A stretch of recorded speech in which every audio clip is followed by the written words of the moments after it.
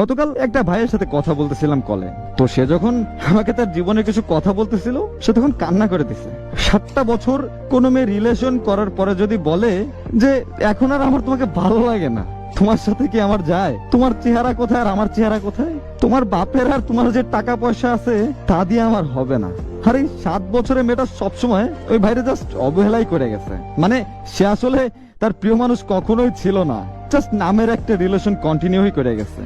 মেয়েটা হয়তো মাসে একদিন কথা বলছে বা 2-3 মাস পর একদিন। আর এই 7 বছর পর ছেলেটা যখন একটা ভালো চাকরি পাইছে, সে যখন বললো যে চলো আমরা বিয়ে করি, তখন মেয়েটার উত্তর ছিল যে তোমার সাথে এই 7টা বছর জাস্ট কথাই বলছি, এর বেশি কিছু না, আর এর থেকে বেশি কিছু করার জন্য রিলেশনে ছিলাম না।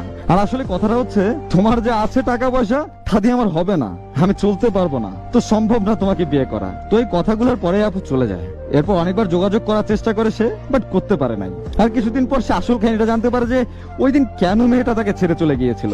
কারণটা হচ্ছে সে গত 7 বছর ধরে আরো একটা ছেলের সাথে রিলেশনশিপে আছে। মানেটা বুঝছেন?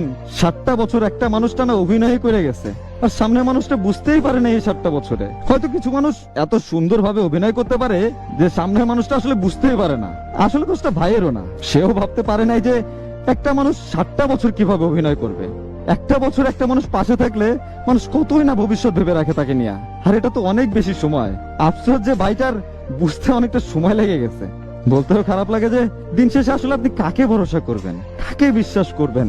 আবার সব মেয়েরাই যে এমন তাও না, ছেলেরাও আছে এমন যারা ঠিক এভাবে মানুষকে ধোকা দেয়। ভালো খারাপ দুই পক্ষেই আছে।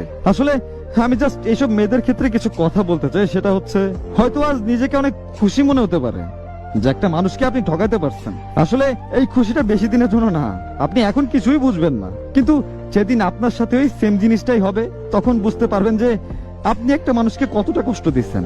আসলে সমস্যাটা হচ্ছে ভালো মানুষরাই দিন শেষে সব থেকে বড় বাসটা খায়। এরা সারা জীবন পাশে রাখতে চায়, সামনের মানুষটাকে ভালো রাখতে চায়, কিন্তু সামনের মানুষটা তাকে এমন কষ্ট ফেরত দেয় যাতে সে আর জীবনেও সোজা হয়ে দাঁড়াতে পারে না। আর যেটা বলতে চাই সেটা হচ্ছে ভালোবাসা কখনো ভুল না, তবে ভুল মানুষকে ভালোবাসা সবসময় ভুল।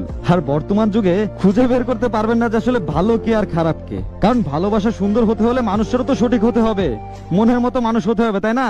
তাহলেই তো ভালোবাসা সুন্দর। এখন সামনের মানুষটা যদি প্ল্যান করেই রাখে আমি তারে কষ্ট দিব, আমি তারে ধোকা দিব, তাহলে আর আপনি ভালোবেসে কেমনে ভালো থাকবেন বলেন তোমারে? আর ভাই জীবনে যে আপনার জন্য সঠিক, যে আপনার জন্য নির্ধারিত, আপনি তার কাছে যাবেনই বা সে আপনার কাছে আসবেই। তাতে সে যদি 7 সমুদ্র দূরে থাকে তাতেও কোনো সমস্যা নাই, টেনশন করার কিছু নাই। সে আপনারই থাকবে আর আপনার হয়েই থাকবে আর আপনার কাছেই আসবে। আবার এই মুহূর্তে আর কোনো কিছু ভাইবেন না, কারণ সে কখনোই আপনার ছিল না। আর যে আপনার, সে কখনোই আপনার থেকে দূরে যাবে না। হয়তো আজ তার সাথে দেখা হয় নাই, কিন্তু দেখা হবেই যার সাথে সারা জীবন আপনার লেখা আছে। তাই বলি যে ভালোবাসা, প্রেম, প্রীতি, রিলেশন এসব বাদ দিয়ে দেন।